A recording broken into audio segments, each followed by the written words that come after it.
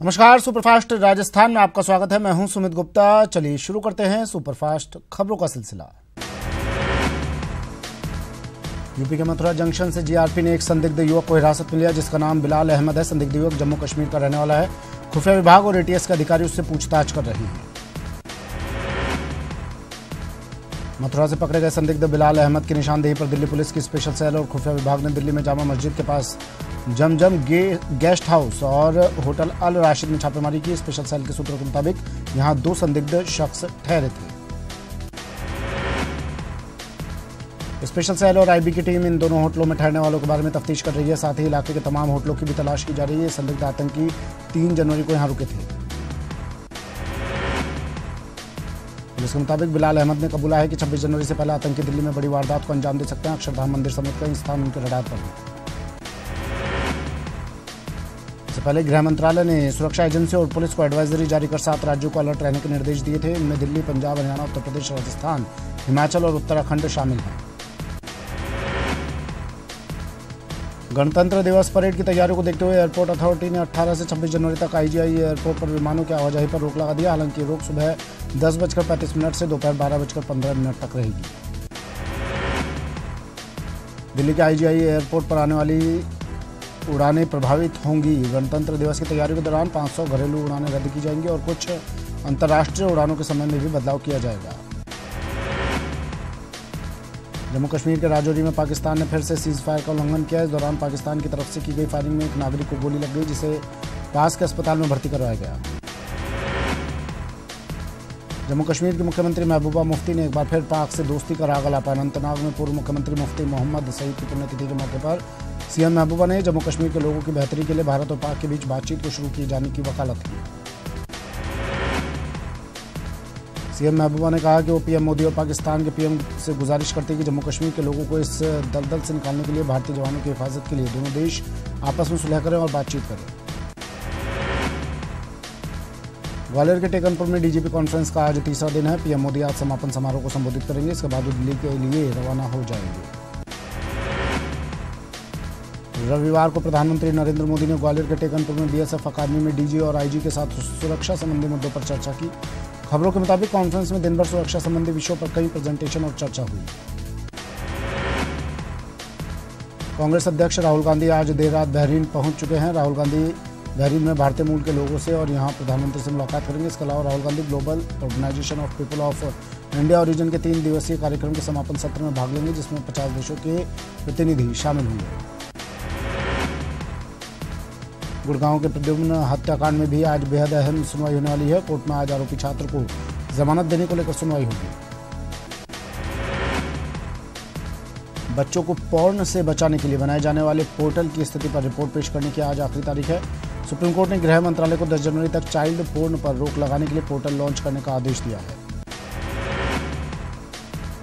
तमिलनाडु विधानसभा का शीतकालीन सत्र आज से शुरू होगा। इस सत्र में समुद्र तट पर रेत खनन पर चर्चा होने की संभावना है। सरकार ने हाल ही में इस पर प्रतिबंध लगाया था। इस पर गहमा-गहमी के आसार हैं। राष्ट्रपति रामनाथ कोविंद आज मध्य प्रदेश में सतना के चित्रकूट जाएंगे जिसे लेकर जिला प्रशासन और पुलिस प्रशासन ने पूरी तैयारी कर लिया। अपने इस दौरे में रामनाथ कोविंद नानाजी देशमुख की प्रतिमा का अनावरण करेंगे। साथ ही यूपी के हिस्से वाले चित्रकूट में दीक्षांत समारोह में शरीक होंगे। वाणिज्य एवं उद्योग मंत्री सुरेश प्रभु की अगुवाई में आज तीसरी council for trade development and promotion यानी सीटीडीपी की बैठक होगी। इस बैठक में अंतर्राष्ट्रीय स्तर पर व्यापार को बढ़ावा देने और अच्छा माहौल तैयार करने के लिए केंद्र और राज्य सरकारें चर्चा करेंगी। बैठक में गोवा के मुख्यमंत्री मनोहर पर्रिकर भी मौजूद रहेंगे। समाजवादी पार्टी के अध्यक्ष अखिलेश यादव ने मिशन 2019 की तैयारी की शुरुआत कर दी है। आज इस सिलसिले में लखनऊ के कार्यालय में अहम बैठक बुलाई। इस बैठक में लोकसभा चुनाव की रणनीतियों के रोडमैप पर चर्चा होगी। बैठक में विधायक, पिछले विधानसभा चुनाव के तमाम प्रत्याशी और प्रमुख नेता शामिल होंगे। मंगलुरु में कर्नाटक के सीएम सिद्धारमैया बीजेपी कार्यकर्ता मृतक दीपक राव के घर पहुंचे जहां उन्होंने उसके परिवार से मुलाकात की और उनके हाल जाने। 3 जनवरी को 4 लोगों ने दीपक राव की हत्या कर दी थी। अहमदाबाद में रेल मंत्री पीयूष गोयल आत्मीय युवा महोत्सव में शरीक हुए जहां संतों ने उन्हें शॉल पहनाकर स्वागत किया। इस मौके पर उन्होंने सभा को संबोधित किया। इस खास मौके पर गुजरात के सीएम विजय रूपाणी भी मौजूद रहे। पुणे के भीमा कोरेगांव घटना पर केंद्रीय मंत्री रामदास अठावले ने जिग्नेश मेवाणी को क्लीन चिट दिया। अठावले ने कहा कि जिग्नेश का कोरेगांव हिंसा से कोई लेना देना नहीं, क्योंकि महाराष्ट्र सरकार ने जिग्नेश के खिलाफ एफआईआर दर्ज की है। दिल्ली की केजरीवाल सरकार अब लोगों से पूछकर तय करेगी कि दिल्ली में कहां शराब की दुकान होगी और कहां नहीं। रविवार को तिलक नगर से इसकी शुरुआत हुई। दिल्ली सरकार शराब दुकान को लेकर विपक्ष के निशाने पर रही है। संजय लीला भंसाली की फिल्म पद्मावत की रिलीज डेट तय हो गई है। सूत्रों के मुताबिक फिल्म 26 जनवरी को पर्दे पर आएगी। इससे पहले फिल्म को 1 दिसंबर को रिलीज किया जाना था, लेकिन बढ़ते विवाद की वजह से इसे टाल दिया गया था। गुजरात के अहमदाबाद में गुजरात मुस्लिम हित रक्षक समिति ने सरकार के 3 तलाक बिल का विरोध किया। मुस्लिम महिलाओं ने केंद्र सरकार से कहा कि 3 तलाक मामले में मुस्लिम औरतों को कोई दिक्कत नहीं है, तो सरकार इस पर क्यों कानून बनाना चाहती है। ठंडी की वजह से हरियाणा में सभी सरकारी और प्राइवेट स्कूल को 14 जनवरी तक के लिए बंद करने के आदेश दिए गए हैं। पूरे उत्तर भारत में कड़ाके की सर्दी पड़ रही है और कई शहरों में पारा 4 डिग्री के पास है। दिल्ली बीजेपी अध्यक्ष मनोज तिवारी रात में रैन बसेरों के इंतजाम का जायजा लेने पहुंचे। इस दौरान वो खुले आसमान में पड़े लोगों से उनका हालचाल जाना, साथ ही केजरीवाल सरकार पर इसे लेकर बदइंतजामी का आरोप लगाया। दिल्ली में सर्दी का सितम जारी है। लोगों के आम जीवन पर इसका खासा असर दिखाई दे रहा है। सर्दी से बचने के लिए लोग आग का सहारा ले रहे हैं। ट्रेनें और हवाई यात्रा भी प्रभावित हो रही है।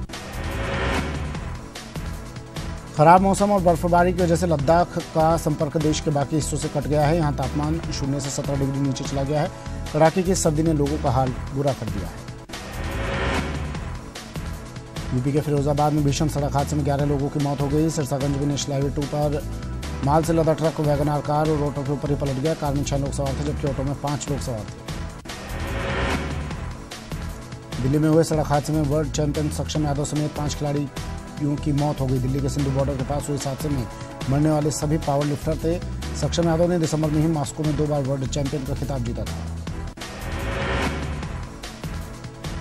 हैदराबाद में शराब के नशे में चला रहे कार से एक व्यापारी ने 2 बाइक्स पर टक्कर मार दी, जिससे एक शख्स की मौत हो गई, जबकि 2 लोग गंभीर रूप से घायल हो गए। ये दुर्घटना बीती रात की है। टक्कर इतनी जबरदस्त थी कि एक तरफ जहां कार का अगला हिस्सा क्षतिग्रस्त हो गया, वहीं दोनों 2 पहिया वाहन भी क्षतिग्रस्त हो गए। तेलंगाना एक्साइज डिपार्टमेंट ने विदेशी शराब की तस्करी करने वाले 7 लोगों को हैदराबाद से गिरफ्तार किया है। अधिकारियों के मुताबिक विदेशी शराब चेन्नई में समुद्र के रास्ते लाई गई है और इसकी कीमत 7.5 लाख है और शराब की खेप को जब्त कर लिया है। पाकिस्तान ने 147 भारतीय मछुआरों को आज़ाद कर लिया है। ये सभी कराची से आज वाघा बॉर्डर पहुंचेंगे। इससे पहले पाकिस्तान ने पिछले साल 28 दिसंबर को 144 भारतीय मछुआरों को छोड़ा था। केपटाउन टेस्ट का 3रा दिन बारिश की भेंट चढ़ गया। 3रे दिन रुक रुक कर हो रही बारिश की वजह से एक भी गेंद नहीं डाली जा सकी। फिल्म लगान के ईश्वर काका यानी श्री वल्लभ व्यास का लंबी बीमारी के बाद जयपुर में निधन हो गया। कुछ साल पहले श्री वल्लभ को एक फिल्म की शूटिंग के दौरान पैरालिसिस अटैक आया था, जिसके बाद से उनकी तबीयत काफी खराब हो गई थी। पंजाब के मुख्यमंत्री कैप्टन अमरिंदर सिंह के खिलाफ राज्य के सैकड़ों किसान विरोध प्रदर्शन करेंगे। प्रदर्शन बठिंडा में होगा, जिसमें पंजाब खेती मजदूर यूनियन समेत कई संगठन और लोग शामिल होंगे। इन किसानों का आरोप है कि सरकार ने जो वादा कर्ज माफी को लेकर किया था वो पूरा नहीं किया। असम में कस्टम्स विभाग को बड़ी कामयाबी मिली है। कस्टम विभाग ने सिलचर में एक शख्स को 12 सोने के बिस्किट के साथ गिरफ्तार किया है। इसकी कीमत 43 करोड़ बताई जा रही है। मुख्यमंत्री वसुंधरा राजे सलूम्बर के बाद उदयपुर पहुंची, जहां बीजेपी कार्यकर्ताओं ने उनका जोरदार स्वागत किया। सीएम राजा 8वें अखिल भारतीय मुख्य सचेतक सम्मेलन में शिरकत करेंगे। कृषि मंत्री प्रभुलाल सैनी सवाई माधोपुर के दौरे पर रहे, जहां उन्होंने किसान सम्मेलन में शिरकत की और फ्लोरिकल्चर सेंटर का शिलान्यास भी किया। चूरू के रतनगढ़ में कांग्रेस के जनसंवाद कार्यक्रम के तहत नेताओं ने दर्जनों गांवों का दौरा किया। इस दौरान कांग्रेस नेताओं ने राजकीय बालिका माध्यमिक स्कूल में सभा का आयोजन किया। अजमेर में रविवार को कांग्रेस की आईटी सेल की बैठक का आयोजन हुआ। बैठक में शहर और देहात कमेटी से जुड़े आईटी सेल के पदाधिकारियों ने भाग लिया। अजमेर के लोकसभा उपचुनाव में बीजेपी की तरफ से रामस्वरूप लांबा का नाम तय होने के बाद उनके समर्थकों ने पटाखे फोड़कर खुशियां मनाई। आपको बता दें कि प्रोफेसर सरलाल जाट के निधन के बाद ये सीट खाली हुई है। भरतपुर में हिंदी साहित्य समिति के 9 साल बाद कार्यकारिणी का चुनाव होने जा रहा है। 21 सदस्य कार्यकारिणी के लिए 50 से ज्यादा उम्मीदवारों ने नामांकन किया है। आपको बता दें कि 13 जनवरी को कार्यकारिणी का चुनाव होगा। नागौर के जोधा गांव में सरकारी स्कूल से सेवानिवृत्त शिक्षक स्वर्गीय सुमेर सिंह के परिवार ने बच्चों को बड़ी सौगात दी है। सुमेर सिंह की पुण्यतिथि पर उनकी पत्नी और परिजनों ने स्कूल के लिए 1 बीघा जमीन खेल मैदान के लिए दान दी है। जिला क्रिकेट संघ की ओर से जैसलमेर में वर्ल्ड कप प्रतियोगिता का रविवार को उद्घाटन हुआ। उद्घाटन समारोह में मुख्य अतिथि विधायक छोटू सिंह भाटी, जिला प्रमुख, जिला क्रिकेट संघ के सचिव विमल शर्मा मौजूद रहे। डूंगरपुर में जिला क्रिकेट संघ की ओर से राजस्थान क्रिकेट अकेडमी का उद्घाटन आरसीए के पूर्व अध्यक्ष चेयरमैन अमीन पठान ने किया। साथ ही पठान ने कहा कि राजस्थान में एक से बढ़कर एक क्रिकेट खिलाड़ी मौजूद है जिन्हें आगे लाने के लिए सरकार हर संभव प्रयास करेगी। बीकानेर के राजकीय पॉलिटेक्निक महाविद्यालय में स्वामी विवेकानंद की जयंती के अवसर पर खेलकूद प्रतियोगिता की शुरुआत रन फॉर यूनिटी दौड़ के साथ हुई। दौसा में आयोजित मां भवानी ऑल इंडिया फुटबॉल प्रतियोगिता का रविवार को समापन हुआ। प्रतियोगिता का फाइनल मुकाबला मुंबई कोलाबा और सहारा लखनऊ के बीच खेला गया। रोमांचक मुकाबले में मुंबई कोलाबा टीम ने 20 गोल कर मैच अपने नाम किया। जयपुर के जवाहर कला केंद्र में आयोजित रंग राजस्थान फेस्टिवल के तीसरे दिन सांस्कृतिक कार्यक्रमों का आयोजन हुआ। फेस्टिवल में राजस्थानी नाटकों के माध्यम से इतिहास और लोक कलाओं की प्रस्तुतियां दी गई। इसके साथ ही फेस्टिवल के तीसरे दिन नाटक डीगा धोरा में का मंचन हुआ।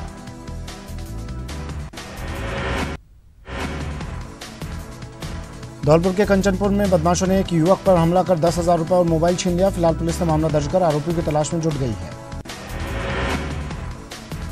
राजसमंद के आमेट कस्बे में चोरों ने सोने मकान को निशाना बनाते हुए करीब 1 लाख रुपए और आभूषण लेकर फरार हो गए। सूचना मिलने पर पहुंची पुलिस मौका मुआयना कर आरोपियों की तलाश कर रही है।